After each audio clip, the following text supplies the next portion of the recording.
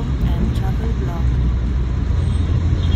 আজকের ভিডিও যেটা শেয়ার করতে চলেছি সেটা প্রায় বছর দেড়েক আগের ভিডিও। তো কোথায় যাচ্ছি সেটা দেখতে থাকো। এই দিনটাতে আমরা এয়ারপোর্টের দিকে রওনা দিয়েছিলাম।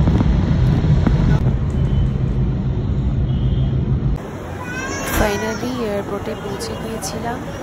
তো আমরা গিয়েছিলাম থাইল্যান্ডের কিছু ভিডিও আমি তোমাদের সাথে শেয়ার করে নেব।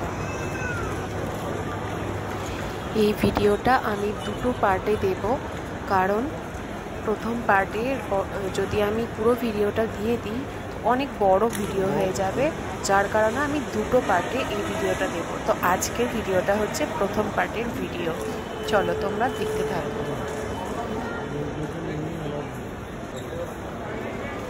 তো চেক ইন হয়ে যাওয়ার পরে আমরা চলে গিয়েছিলাম ডিনার করতে।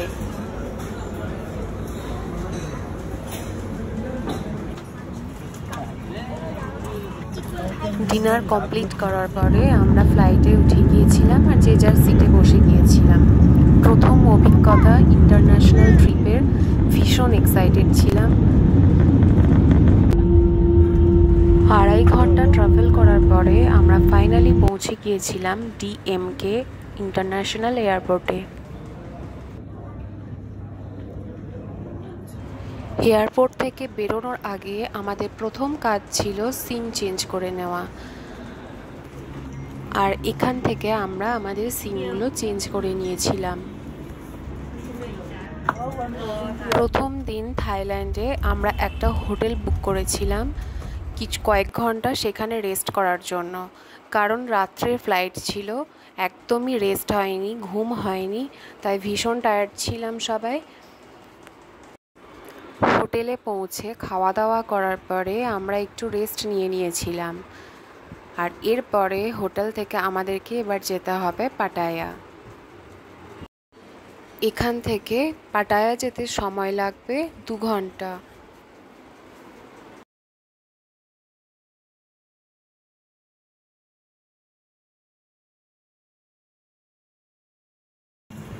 হোটেলের লবিতে এত সুন্দর একটা অ্যাকোরিয়াম ছিল। এরপরে আমরা রওনা দিয়েছিলাম পাটায়ার উদ্দেশ্যে।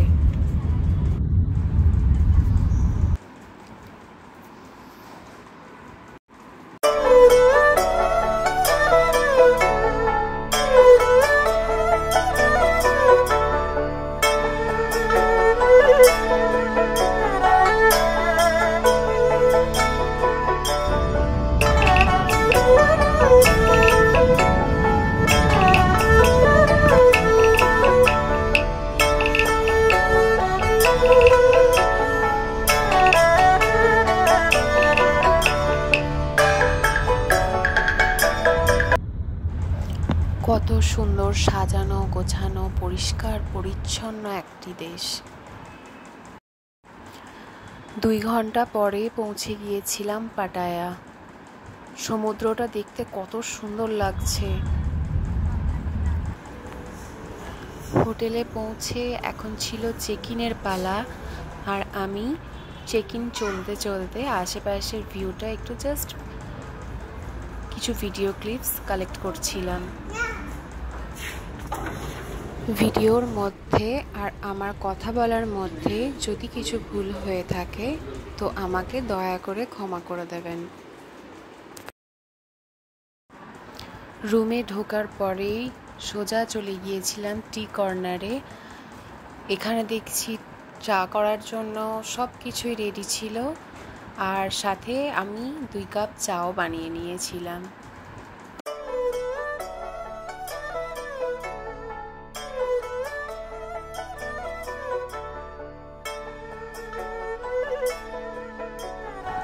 এটা ছিল রুমের ব্যালকনি। এখান থেকে সমুদ্রের ভিউটা জাস্ট ওয়াও ছিল। তো 1 কাপ চা নিয়ে আমি চলে গেলাম ব্যালকনিতে, ভিউটা উপভোগ করার সাথে সাথে কয়েক চুমুক চা। আর ওই যে সামনে দেখতে পাচ্ছ জাহাজের মতো, ওটা হচ্ছে বোট রেস্টুরেন্ট। জাহাজের মতো দেখতে, আর এখানে নিয়ে আসা হয়েছিল বাইরে থেকে কিছু ফ্রেশ ফ্রুটস। এই ফ্রুটসগুলো ভীষণ মিষ্টি ছিল, আনারস, তরমুজ, এত মিষ্টি ছিল বলার কথা না।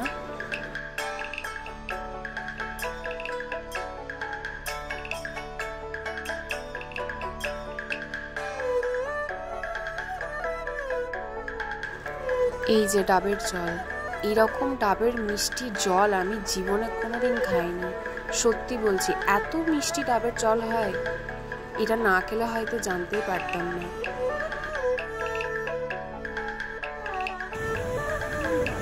লাঞ্চ সেরে নেওয়ার পরে আমরা একটু বাইরে ঘুরতে বেরিয়ে গিয়েছিলাম। কোথায় গিয়েছিলাম ঘুরতে সেটা দেখতে থাকো।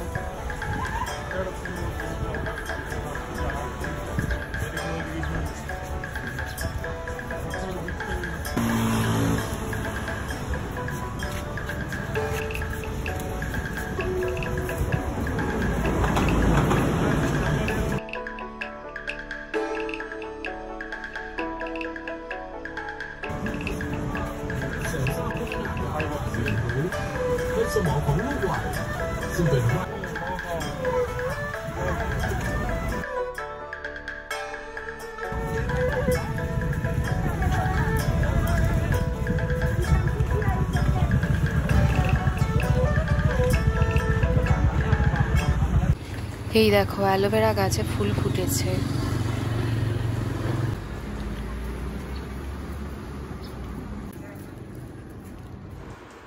তো হাঁটতে হাঁটতে আমরা চলে এসেছিলাম আর্ট ইন প্যারাডাইসে। আমরা যেই হোটেলে ছিলাম সেখান থেকে আর্ট ইন প্যারাডাইসের দূরত্ব ছিল পায়ে হাঁটার দূরত্ব। তো দেখতে থাকো আর্ট ইন প্যারাডাইসের ভেতরে কিছু ছোট্ট ছোট্ট ভিডিও ক্লিপস।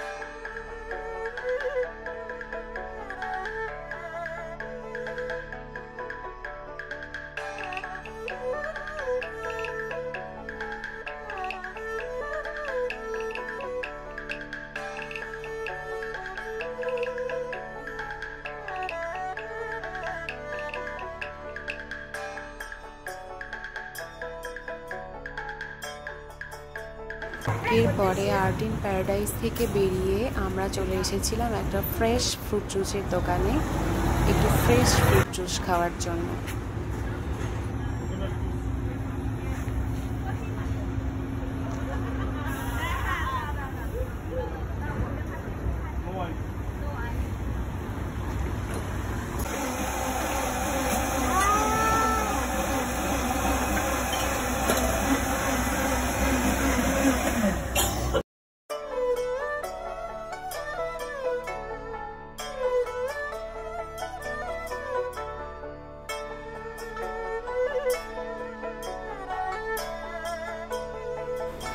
ফ্রুট জুস খেতে খেতে আমরা পৌঁছে গিয়েছিলাম টার্মিনাল 21 শপিং মলের দিকে।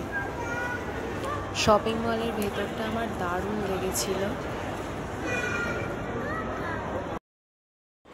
এটা ছিল প্যারিস, আর প্যারিস থেকে এবার আমরা গিয়েছিলাম হচ্ছে লন্ডন।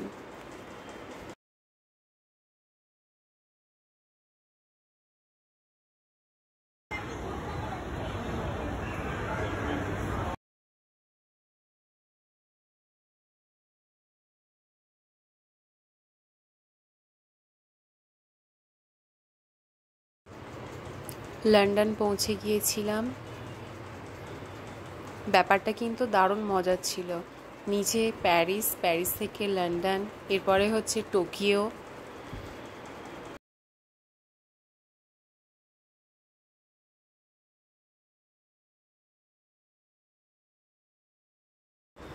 এই যে লন্ডন ঘুরছিলাম আমরা।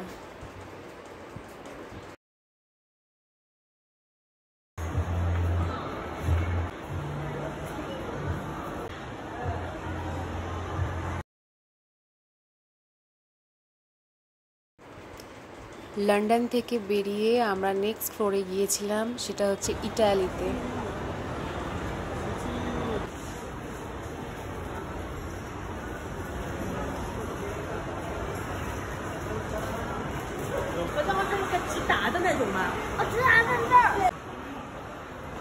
এরপরে নেক্সট ফ্লোর টোকিওতে পৌঁছে গেছিলাম।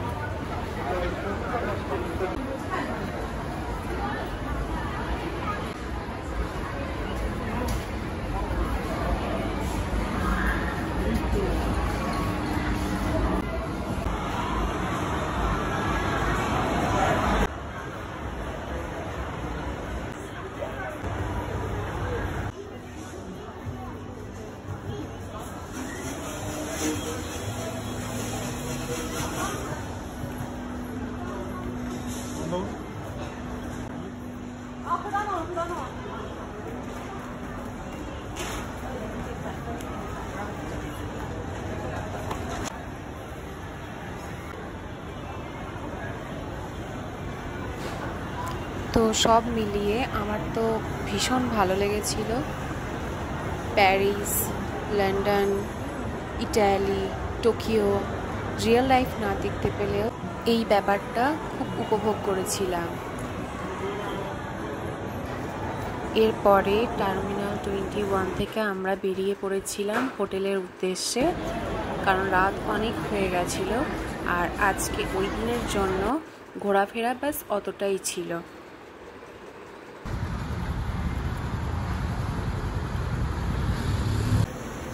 এটা ছিল নেক্সট ডে মর্নিংয়ের ভিডিও। ব্রেকফাস্টের জন্য আমরা সেই বোট রেস্টুরেন্টে পৌঁছে গিয়েছিলাম, যে রেস্টুরেন্টটা আমাদের হোটেলের ব্যালকনি থেকে দেখতে পাওয়া যাচ্ছিল।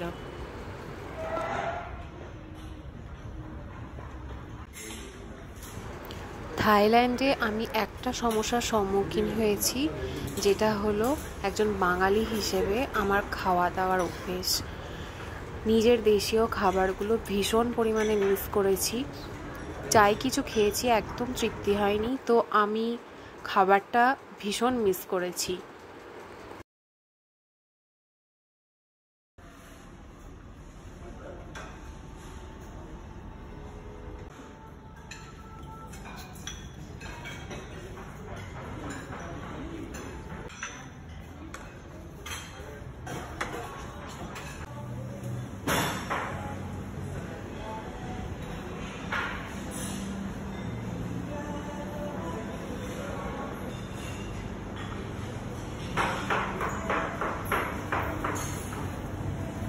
আমার খাওয়ার মতো যেগুলো এখানে ছিল, যেগুলো আমি মোটামুটি পছন্দ করেছি, তো ফ্রুটস ছিল, চা, কফি, বিভিন্ন রকমের ব্রেড, বাটার, জ্যাম, স্যুপ।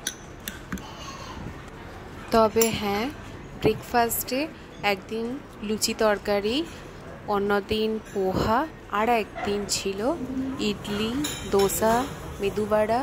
তো এগুলো খেয়ে কিছুটা হলেও তৃপ্তি পেয়েছিলাম।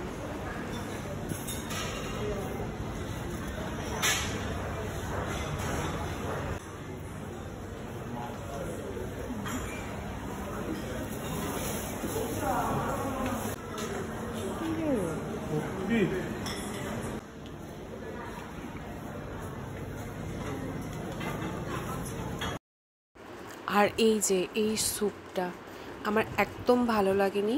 এটা কেমন জানি ফিশ বলস, তারপরে ফিশের কিছু আরও কিছু আইটেমস ছিল, নুডলস ছিল, সঙ্গে এই যে স্যুপ, মানে একদমই কেমনই যেন খেতে, আমার একটুও ভালো লাগেনি।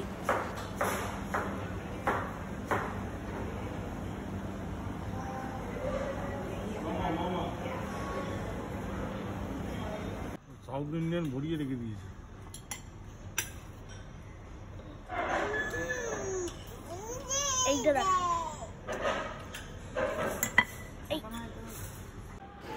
এখানে চা, কফি, দুধ এসব ছিল। তো যাই হোক, আমার একদমই ভালো লাগেনি, এখানে খাবার খেয়ে তৃপ্তি হয়নি।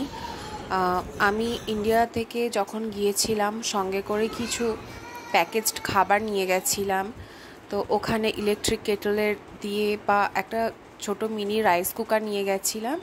তো এগুলো নিয়ে মোটামুটি আমি কাজ চালিয়ে নিয়েছিলাম, কারণ আমি খাবারের ব্যাপারে শুনেছিলাম এখানে কতটা কীরকম ফেস করতে হয়।